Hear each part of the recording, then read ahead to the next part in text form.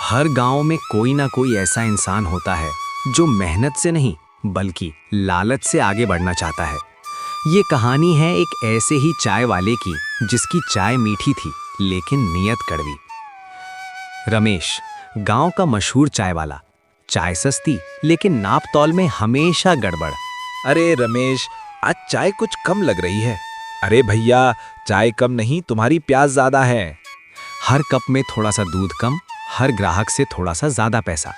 रमेश का हिसाब साफ था, लालच इज इक्वल टू मुनाफा।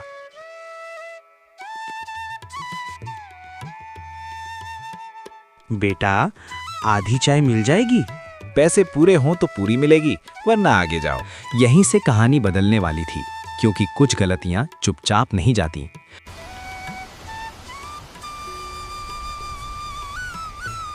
अरे ये क्या हुआ? लालच जब हद पार करता है तो किस्मत जवाब देने लगती है। सुबह की छोटी सी घटना को रमेश भूल जाना चाहता था, लेकिन मन के किसी कोने में एक अजीब सी बेचैनी बैठ चुकी थी। लगता है आज दिमाग ठीक नहीं है, बेकार की बातें सोच रहा हूं। रमेश, आज चाय का स्वाद कुछ अजीब है। अजीब नहीं भैया, आज स्पेशल है। ग्राहक एक घूंट लेता है, मुंह बनाता है। स्पेशल नहीं, बिल्कुल फीकी है। जिस चाय पर रमेश को घमंड था, वही अब सवाल बनने लगी थी।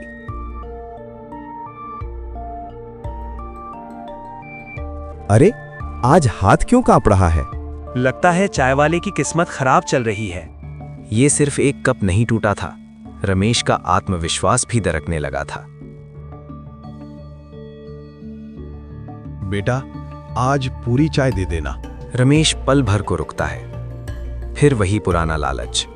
पैसे पूरे रखो, चाय पूरी मिलेगी। बूढ़ा चाय पीता है, धीरे से कप रखता है। चाय जैसी नीयत होगी, जिंदगी भी वैसी ही बनेगी। बूढ़ा चला जाता है। पहली बार ऐसा हुआ था कि रमेश की चाय बच गई थी और लालच बढ़ने के बजाय डर बनकर लौट आया था। लोग आज कम क्यों आए? मेरी चाय में तो कोई कमी नहीं। रात आने वाली थी और रमेश को यह एहसास नहीं था कि असली परेशानी अब शुरू होने वाली है।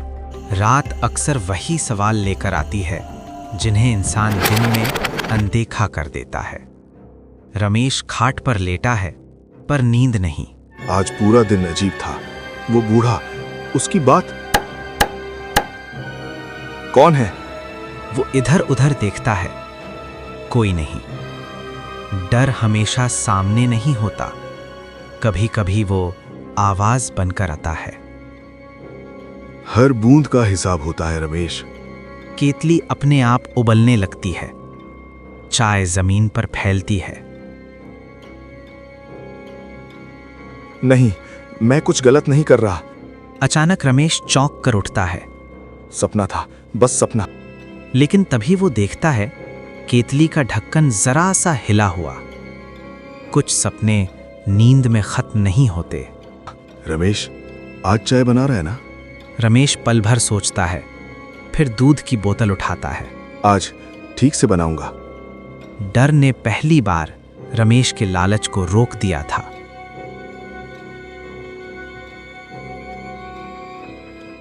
वही बूढ़ा आदमी दूर खड़ा देख रहा है। पलक झपकते ही वो गायब। ये कैसे हो सकता है? अब सवाल ये नहीं था कि रमेश लालची है या नहीं। सवाल ये था, क्या उसे सुधरने का मौका मिलेगा? जब डर इंसान को घेर ले, तब सबसे पहले उसकी सच्चाई बाहर आने लगती है। रमेश, तेरी चाय पहले जैसी नहीं रही। पैसे पूरे लेते हो, चाय आधी देते हो। रमेश चुप, उसकी नजर नीचे। हाँ, मैं लालची था।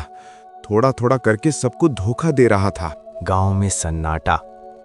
गलती मान लेना सबसे मुश्किल होता है और यही बदलाव की पहली सीढ़ी होती है।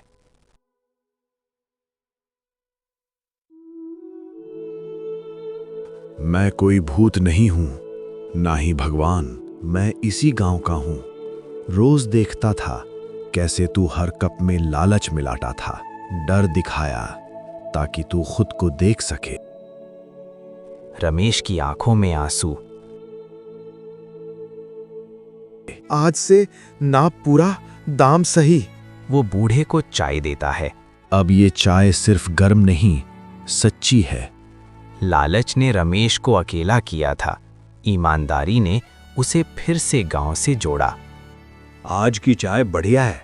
अब हर दिन ऐसी ही मिलेगी। चाय का स्वाद चीनी से नहीं, नीयत से बनता है। लालच थोड़ी देर का फायदा देता है, लेकिन सुकून सिर्फ ईमानदारी देती है।